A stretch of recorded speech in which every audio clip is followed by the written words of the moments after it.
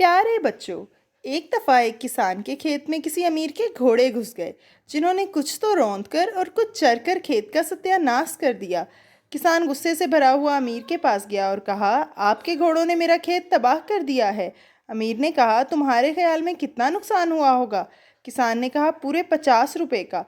अमीर ने इस वक्त किसान को 50 रुपए देकर कहा कि अगर नुकसान कुछ ज़्यादा हुआ हो तो मैं और भी देने को तैयार हूँ। किसान 50 रुपए लेकर घर आ गया, लेकिन खेत पककर पहले से भी ज़्यादा कीमत पर बिक गया।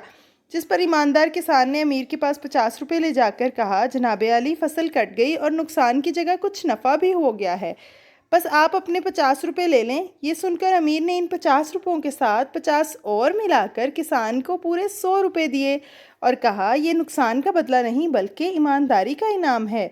शौक से ले जाओ और इसी तरह हमेशा सच्चाई पर कायम रहना। शुक्रिया। वीडियो अच्छी लगी हो तो लाइक करें और मेरे चैनल को सब्सक्राइब करें।